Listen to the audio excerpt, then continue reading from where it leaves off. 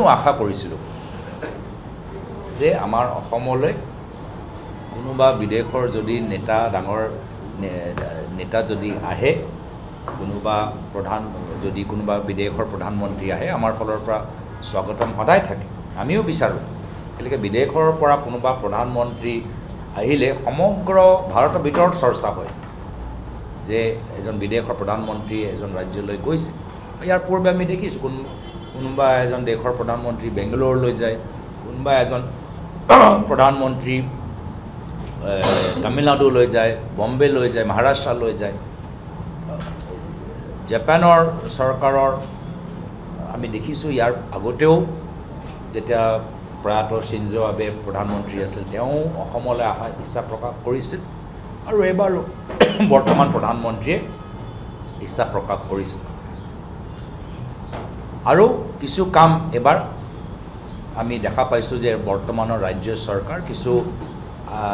কামখিনি তেওঁলোকে কৰিবলৈ আৰম্ভও কৰিছিল কিন্তু আমি বুজি পাওঁ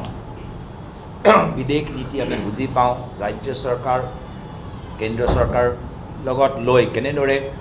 বিদেশৰ প্ৰধানমন্ত্ৰীসকলৰ বিদেশৰ মন্ত্ৰীসকলৰ টুৰ প্ৰগ্ৰাম কেনেকৈ আয়োজন কৰে যদি আমি আগৰ পৰাই চাই আছোঁ বিভিন্ন সময়ত কেন্দ্ৰত ৰাজনীতি কৰোঁতে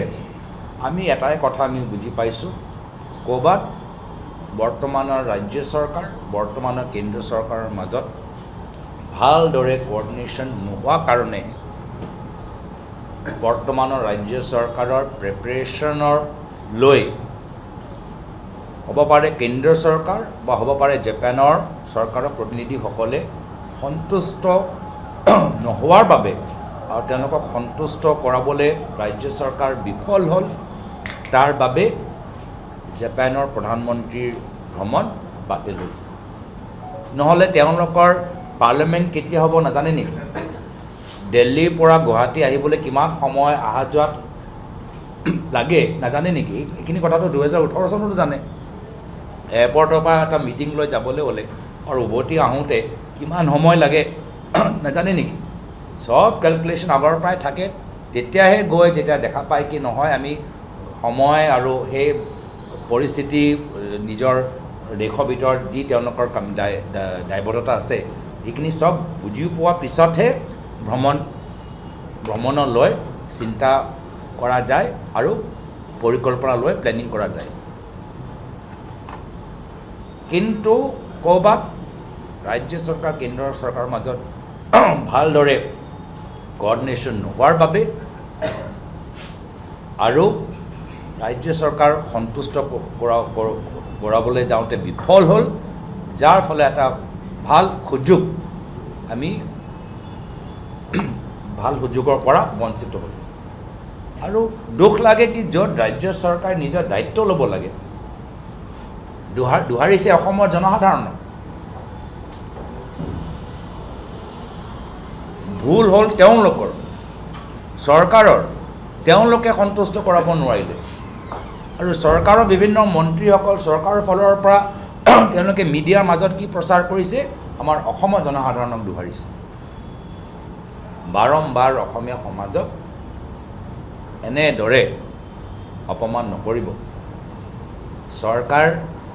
চৰকাৰক জনসাধাৰণে পাতিছে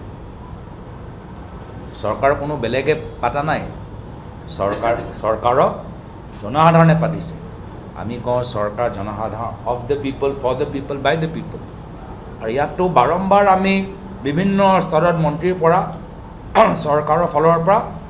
জনসাধাৰণকে শত্ৰু জাপি দিয়া এটা আমি পৰিস্থিতি দেখা পাওঁ যে জনসাধাৰণে শত্ৰু অসমীয়া সমাজে শত্ৰু অসমীয়া সমাজে অসমৰ উন্নতি নিবিচাৰে এইটো হ'ব পাৰে নেকি আজি অসমৰ উন্নতি হৈছে অসমীয়া মানুহৰ অসমৰ সমাজৰ মানুহৰ কাৰণে তো সেইকাৰণে আমি চৰকাৰক আহ্বান জনাইছোঁ যে নিজৰ গাফিলতি আপোনালোকে জনসাধাৰণৰ ওপৰত জাপি নিদিব